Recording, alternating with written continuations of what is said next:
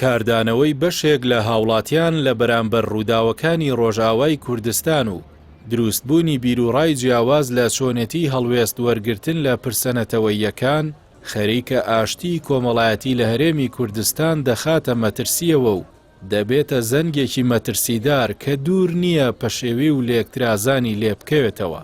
تەنانەت سنووری ماڵەکانی خودایشی تێدا دەبەزێنرێت و وتاربێژانی هەینی و مامۆستایانی ئاینی تێدا دەکرێتە ئامانج. لە کاتێکدا بە پیلان دەویسترێت خەڵک لە کێشە سەرەکیەکان غافڵ بکرێت کە نەبوونی دادگەری کۆمەڵایەتی و ئایندەیەکی ڕوونە، کەچی بە پیلانێکی شاراوە مامۆستایانی ئاینی دەکرێنە ئامانج و هەوڵ دەدرێت بە جۆرێک وێنا بکرێن کە لە ئاست پرسەنەتەوەییەکان خەمساردن. لە کاتێکدا ئەوەی ژیانی کوردی بەم ڕۆژە گەیاندووە، تەنیا شکست و نابەرپرسیارەتی حزبە حکومڕانەکان و بێبەڵێنی و پشتێکردنی ئەو زلهێزانەیە کە ڕۆژگارێک کورد وەکو دۆست و خەمخۆر تەماشای کردوون.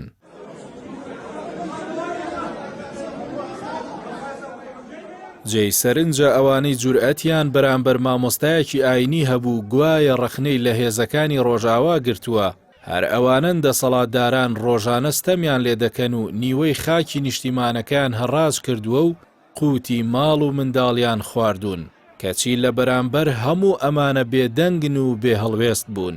خۆ ئەگەر ئەو جۆرە جەسارەتە بەرامبەر ستەمکاران بەکار بهاتایە، ئێستا نەموچە دەدزرا و نە گەنج و مامۆستا و خۆپیشاندەر دەکوژران و هیچ لایەنێکیش توانای سەوداکردنی بە خاکەوە نەدەبوو. لە دنیای سیاسەتدا ڕەخنەگرتن لە هیچ حزب و تاقمێک هێڵی سوور نییە تا خەڵکی لەسەر دارکاری بکرێت. تەنانەت سەرانی کوردایەتیش دەیان لێدوانیان دژی یەکتر هەیە و هاوڵاتیان لەسەر ئینتیما بۆ حزبی کوردی دژبەری خۆیان زیندانی کردووە.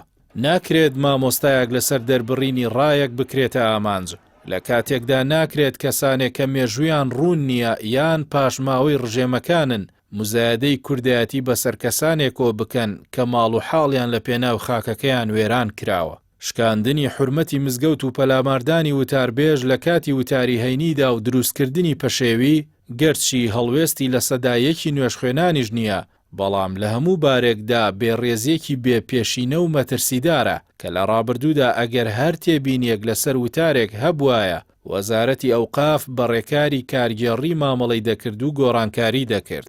نەک بەم شێوازە بێسەر و بەرە، بۆیە پێویستە ئەوقاف ڕێکاری توند و یاسایی بەرامبەر ئەو کەسانە بگرێتە بەر کە حورمەتی ماڵی خودایان شکاندووە.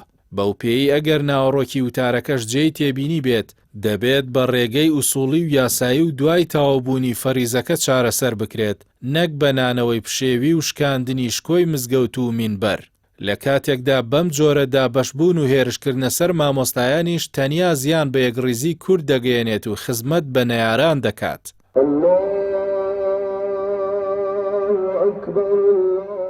مامۆستایانی ئاینی بە درێژایی مێژووی گەلەکەمان سەرمەشقی ئاشتی کۆمەڵایەتی و پارێزەری بەها باڵاکان بوون. ئەوان هەمیشە ڕۆڵی سەرەکیان لە داکۆکی لە مافەکانی خەڵک و چارەسەرکردنی کێشە کۆمەڵایەتی و عەشایریەکان و ئاشکردنەوەی خێزانەکان و ڕێگری لە خوێن ڕشتن و تۆڵەسەندنەوە بینیوە.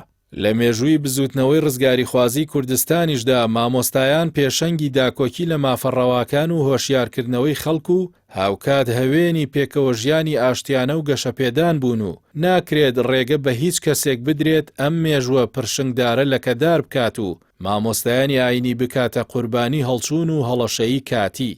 پاراستنی شکۆی ئەوان ئەرکێکی ئاینی و نیشتیمانیە، بە تایبەت کە کەسانێک هەن هەمیشە بۆ سوکایەتی بە مامۆستایانی ئاینی و ڕشتنی قینی خۆیان بە ئاینی ئیسلام لە ژێر ناوی بەرگری لە پرسەنەتەوەییەکان لە بۆ سەدان.